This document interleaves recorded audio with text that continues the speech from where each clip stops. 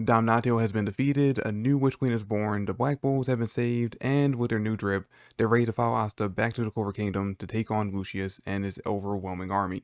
A lot of things happened in this week's chapter at a rapid pace, but honestly, it's exactly how I expected the chapter to go. Damnatio taking more than one chapter to take down made absolutely no sense to me whatsoever, considering how easily Asta took down previous paladins before completing his training in the Land of Sun. So it made perfect sense that we'd open the chapter up confirming him being beaten. And once almost every member of the Black Bulls were critically injured 2 chapters ago, it was clear that none of them would end up dying. And with Fujio not coming through the door of destiny, the only possibility of healing them back to fighting condition was the Witch Queen. But even with me expecting her to heal them, Tabata still managed to throw in a curveball that I didn't see coming, with it taking all of her remaining power to do so, meaning she now has to retire as the Queen of Witches, passing on the title to Dorothy. She originally wanted Vanessa to take up the mantle, which makes sense because, again, while it's never been officially stated, we know that the Witch Queen is essentially Vanessa's mom. Whether it be blood related or adoptive, it doesn't really matter to her. Vanessa is her daughter, and of course, she would want her daughter to be the one to replace her. Which is honestly exactly where I expected Vanessa to eventually end up anyway. Like, say, post the ending of the series, we get a 10-year or so time skip to check in with all the characters and see how they're doing. I fully expected to find out that she had taken up the mantle of Witch Queen and worked to open the borders of their society with the rest of the world. But Dorothy instead said she would take up the mantle in order to give Vanessa more time to enjoy her freedom, because as Dorothy puts it in this chapter, she already had her 20s and 30s. I didn't even realize Dorothy was that old to be into her 30s, but she said she already had her time to enjoy herself and now it's time for her to finally come home. And let's be honest, Dorothy is going to be as open-minded about integrating the Witch's Force with the rest of the continent as Vanessa would be, so this is basically just her getting the chance to set the groundwork before Vanessa eventually takes the throne. But yeah, with her remaining power, the Witch Queen was able to recover the Black Bulls back to full health, and it's actually kind of funny. I debated over the week break doing a video discussing who might end up dying amongst the Black Bulls, but I scrapped the idea for 2 main reasons. One, I kind of figured that the only 2 people that actually had a slight chance of dying were Gray and Ghosh, and considering it was only just the 2 of them, it meant it was going to end up being an extremely short video, so there was no real point in doing it.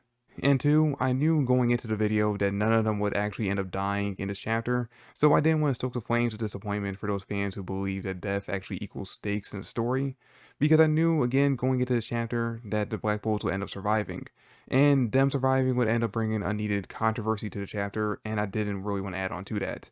But I didn't expect that to be the least controversial thing about the chapter, and that something else would make the fandom even angrier.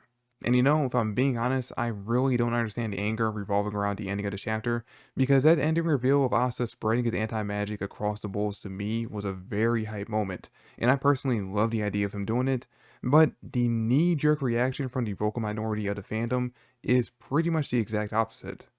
Sometimes I feel like the Black Clover fandom is like an active landmine. When left alone and the chapter is really good, everything's hunky-dory. But the slightest disturbance of a quote-unquote bad chapter, and it explodes with angry comments about Tabata being a terrible writer and that the manga is going downhill. And look, I'm not here to tell you that you can't be disappointed with a chapter. I've had chapters of this series and other series that I love, like JJK, that I've been completely disappointed by. I'm just saying, don't let one chapter overwrite all the good chapters that you enjoyed prior to it, especially when your anger for said chapter solely revolves around something that has yet to be explained, because in the very next chapter, we could very well end up getting an explanation for how this power-up works, and even if it doesn't happen in the very next chapter or even the chapter after that, once one of these characters get into a fight, we'll immediately end up finding out exactly how this power-up works and how they're going to be able to use it. So we just have to give Tabata time to cook and wait to see what he gives us. And also, I do want to point out that this power is not exactly coming out of nowhere like some fans suggest, because it was slightly foreshadowed in the previous chapter.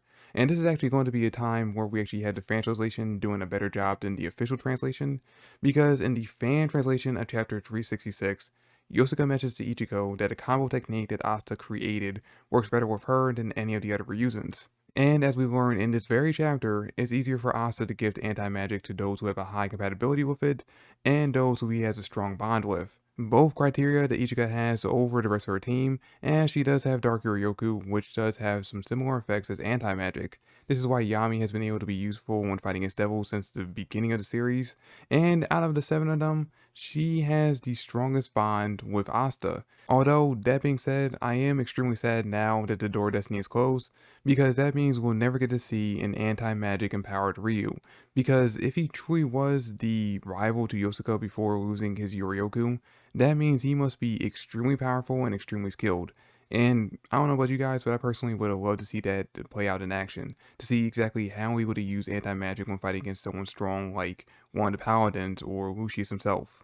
Now, in this video, I'm not going to go into all the details and reasons as to why this power can actually work. I'm going to say that for its own dedicated video, that way I can make sure I do my due diligence and do all the proper research and properly form my explanation.